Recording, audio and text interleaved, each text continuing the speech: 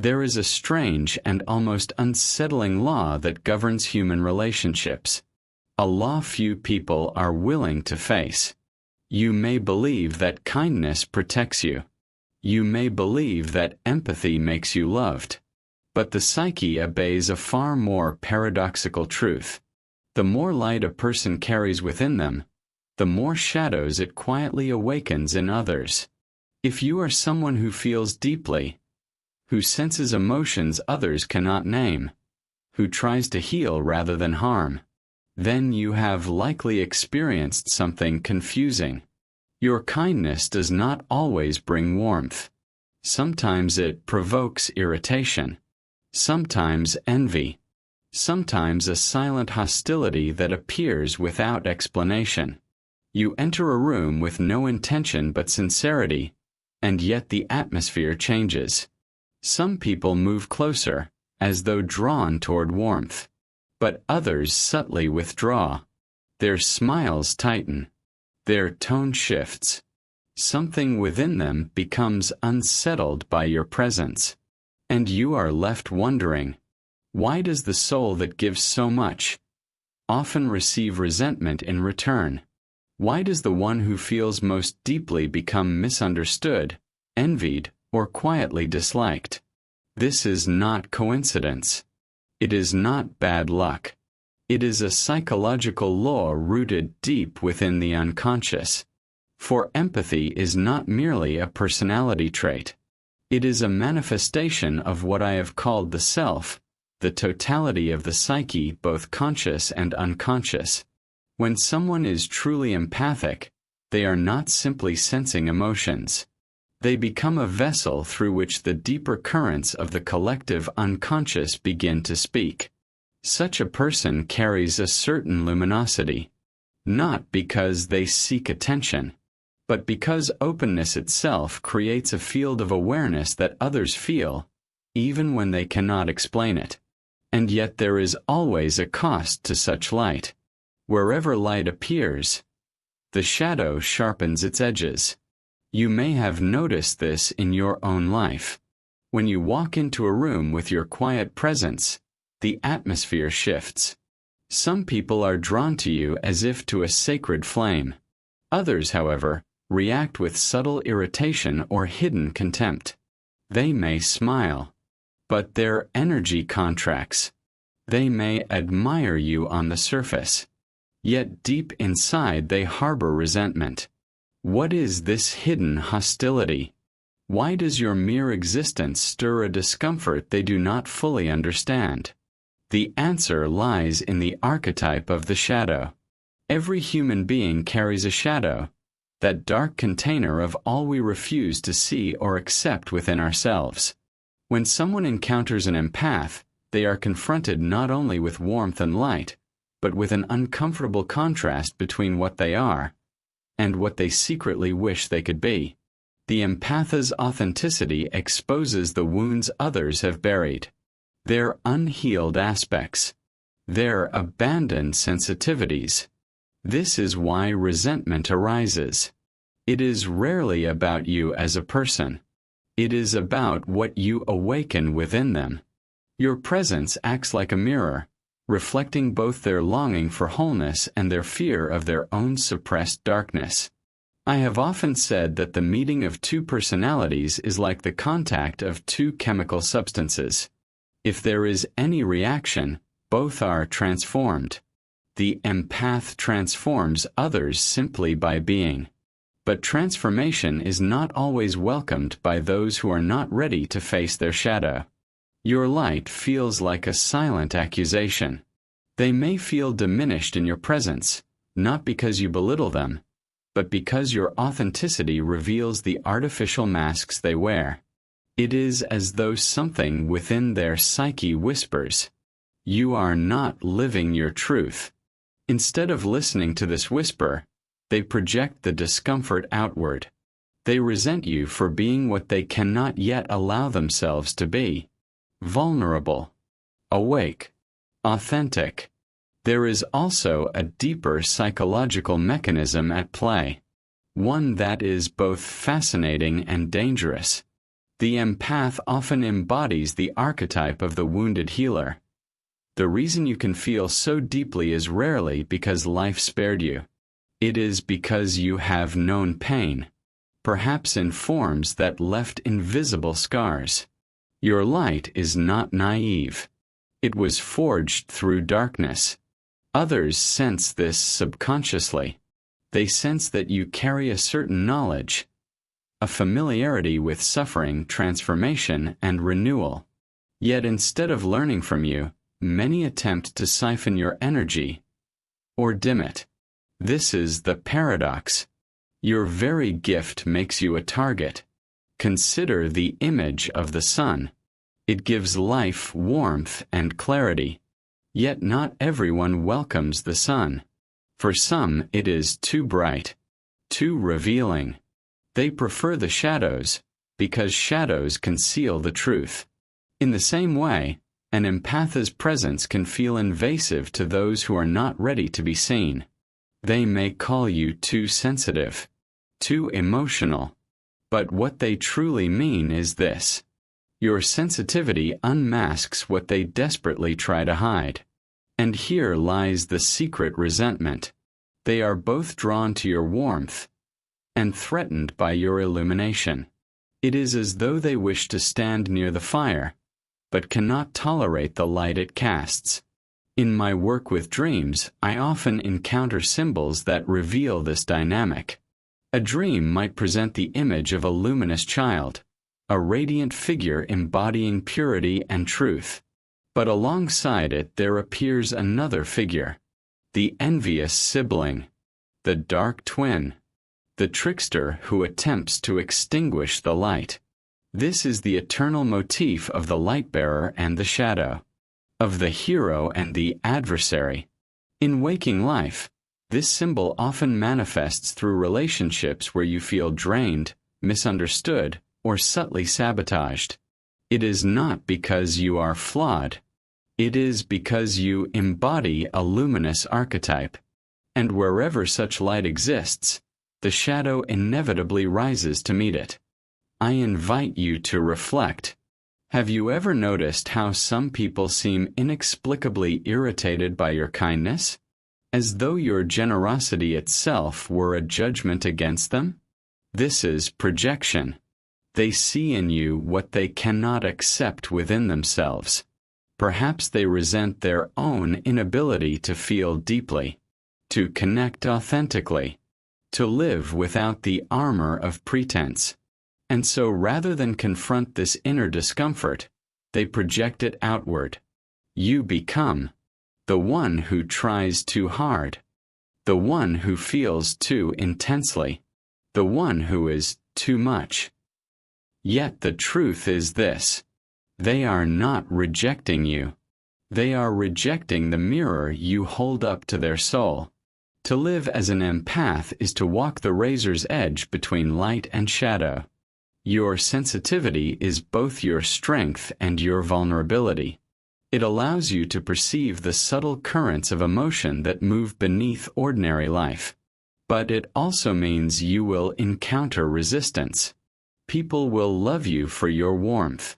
Yet some will resent you for your radiance. This is not your fault. It is simply the way the unconscious reacts when confronted with a force that awakens it. The task is not to dim your light to comfort others. It is to understand the alchemy taking place. When you see resentment in someone's eyes, understand that it is not a verdict against you. It is a sign of their inner conflict. And here lies a truth that may surprise you. The people who resent your light most deeply are often those who secretly yearn for it. They are drawn to you because you remind them of a part of themselves they have lost. You awaken within them a longing for authenticity, for emotional freedom, for depth. But because they fear their own wounds, they transform this longing into anger, jealousy, or quiet hostility. This is why so many empaths find themselves in relationships where they are simultaneously admired and undermined. The empath, unaware of this dynamic, begins to ask painful questions. What have I done wrong?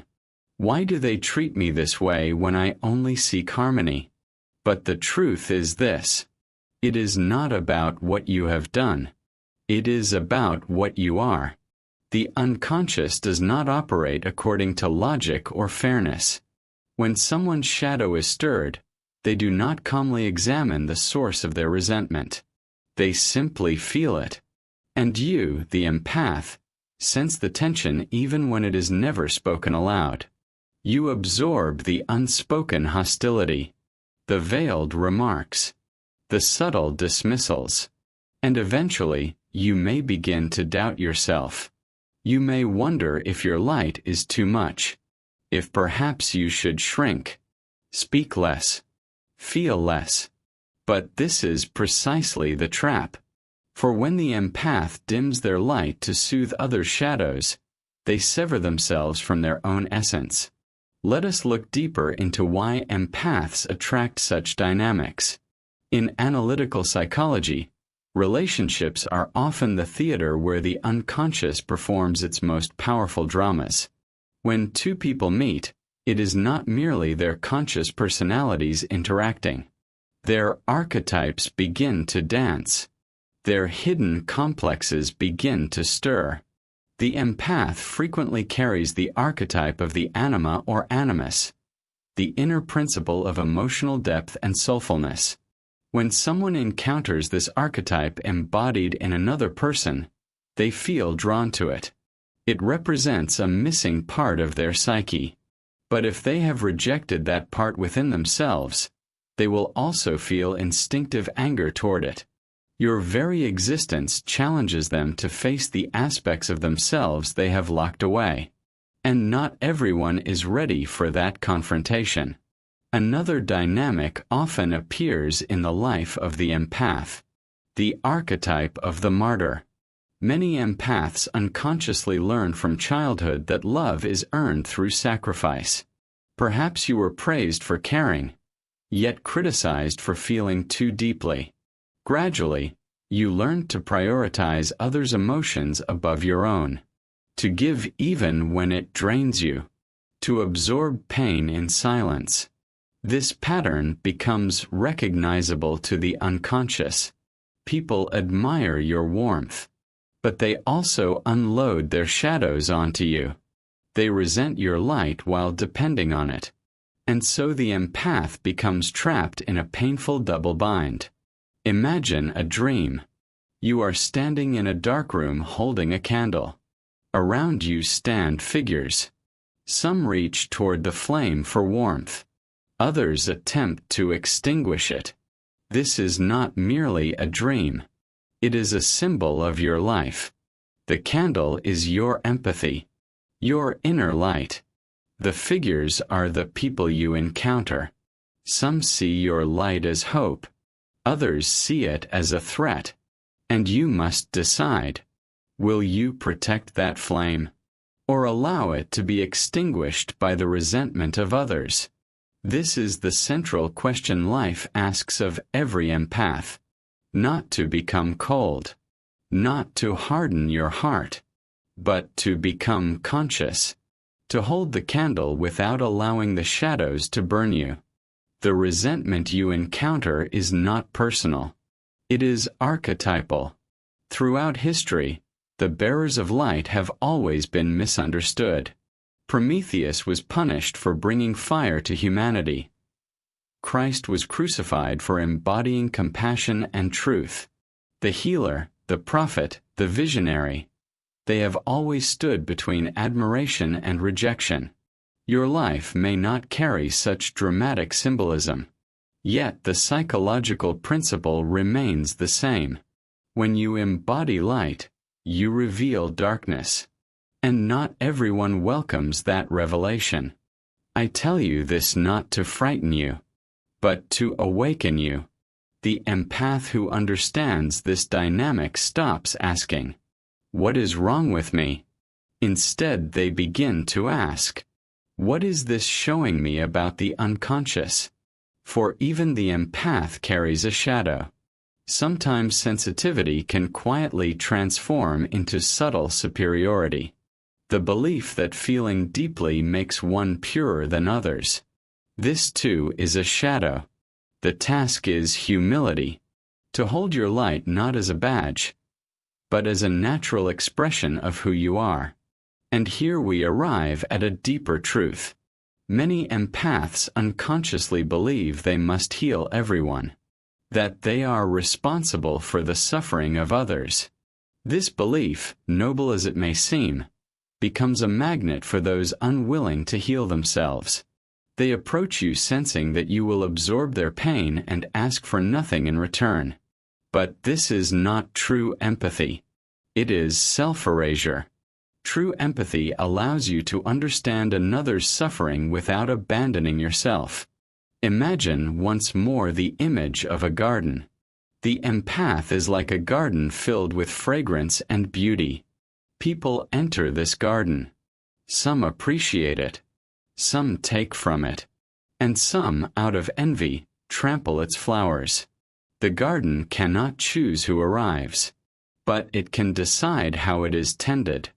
Boundaries become the fence that protects its growth, not to exclude everyone, but to ensure that those who enter respect the life within. Think of a moment when someone's resentment wounded you. Did you shrink? Did you apologize for your nature?